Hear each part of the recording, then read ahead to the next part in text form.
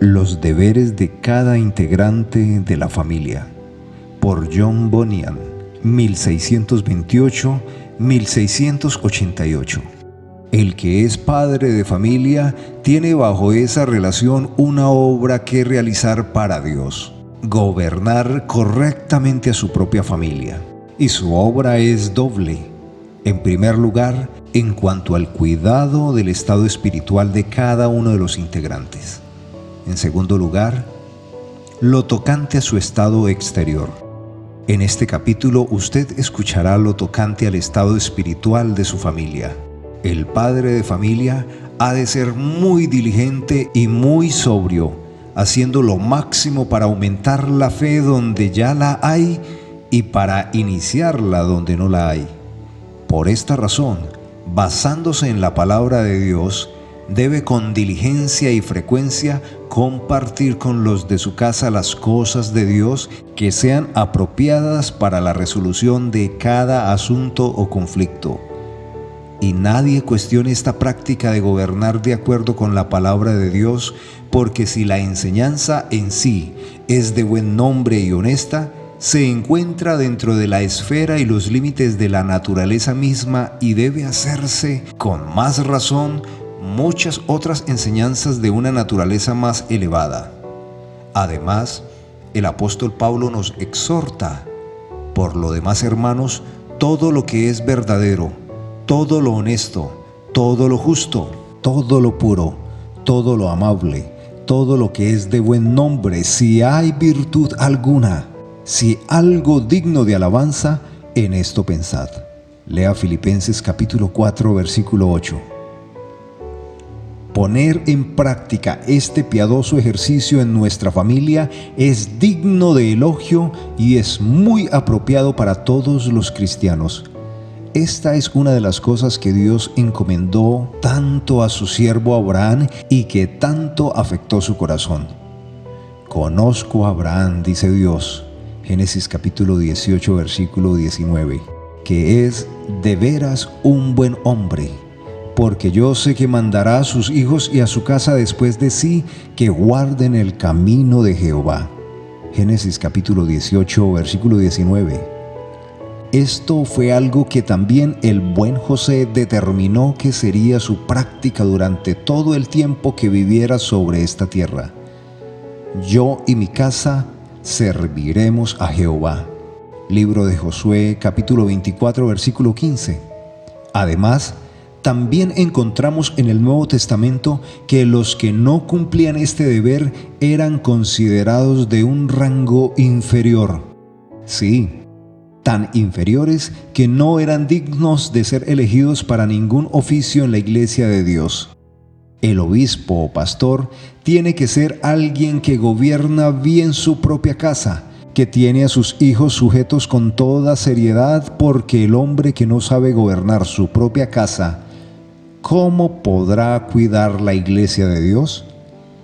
Pero es necesario que el obispo sea marido de una sola mujer, que gobierne bien su casa, que tenga a sus hijos en sujeción con toda honestidad. Lea la primera carta a Timoteo capítulo 3, versículo 2 al 4. Note que el apóstol parece determinar al menos esto, que el hombre que gobierna bien su familia tiene una de las cualidades que debe tener el pastor o diácono en la casa de Dios, porque el que no sabe gobernar su propia casa, dígame usted, ¿cómo puede cuidar la iglesia de Dios? Considerar esto nos aclara la obra del padre de familia tocante al gobierno de su casa. En primer lugar, el pastor debe ser firme e incorrupto en su doctrina y, por cierto, que también debe serlo el padre de familia cristiana. Lea Tito capítulo 1, versículo 9, también la carta a los Efesios capítulo 6, versículo 5. En segundo lugar, el pastor debe ser apto para enseñar, redarguir y exhortar, y así debe ser también el padre de familia. Primera de Timoteo capítulo 3, versículo 2, Deuteronomios capítulo 6, versículo 7. En tercer lugar, el pastor mismo tiene que ser ejemplo de fe y santidad, y así debe ser también cada padre de familia. Primera de Timoteo capítulo 3 versículo 2 al 4, capítulo 4 versículo 12. Dice David: entenderé el camino de la perfección. En la integridad de mi corazón andaré en medio de mi casa. Lea Salmo capítulo 101 versículo 2. En cuarto lugar, el pastor tiene la función de reunir a la iglesia y cuando la haya reunido, orar juntos y predicar. Esto es muy recomendable también para cada padre de familia cristiana. Pero alguien puede objetar: pero mi familia es impía y rebelde tocante a todo lo que es bueno. ¿Qué debo hacer?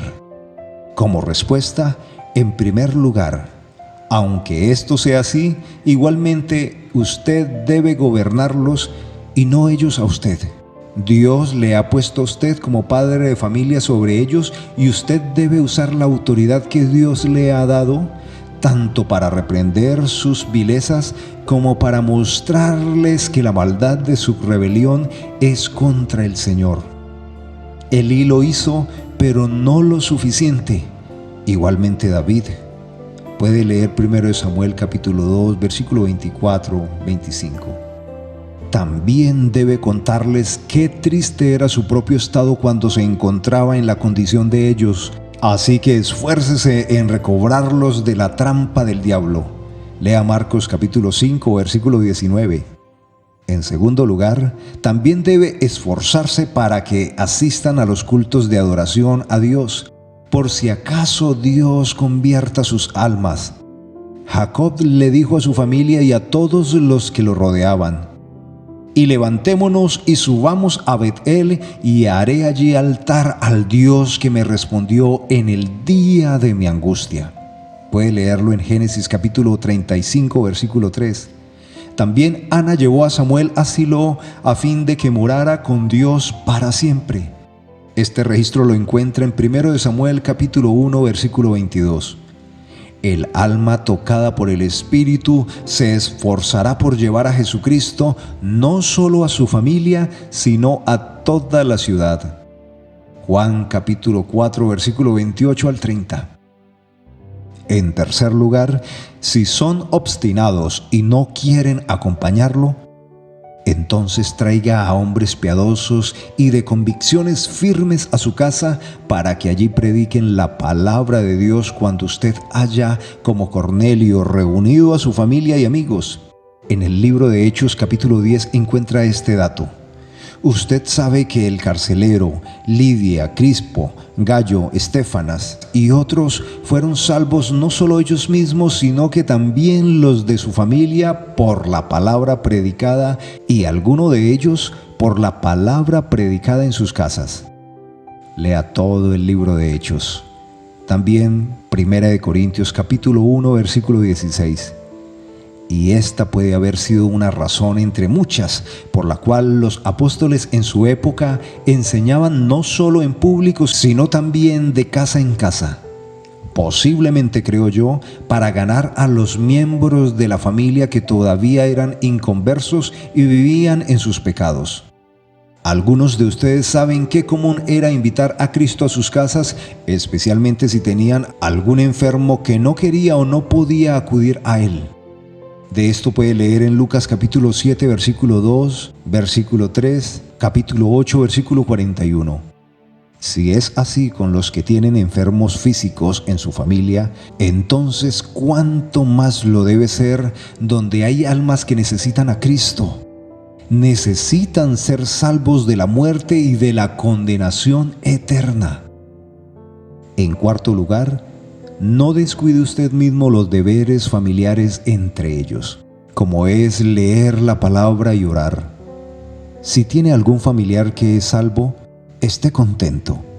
Si está solo, no obstante, sepa que tiene en ese momento tanto la libertad de acercarse a Dios por medio de Cristo como la capacidad de contar con el apoyo de la iglesia local, uniéndose a usted en oración a favor de todos los que habrán de ser salvos.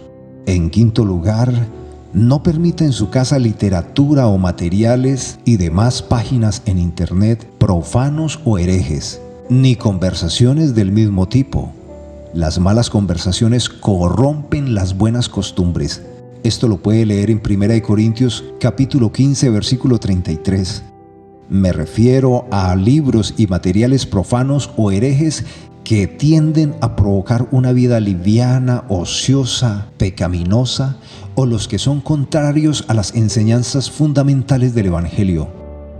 Sé que se debe permitir que los cristianos tengan su libertad con respecto a cosas que no atañen a la fe, pero esas cosas que atacan la fe o la santidad deben ser abandonadas por todos los cristianos, especialmente por los pastores de las iglesias y los padres de familia, tal como sucedió con Jacob cuando ordenó a su familia y a todos los que estaban con él que se libraran de los dioses extraños entre ellos y que se cambiaran sus vestidos.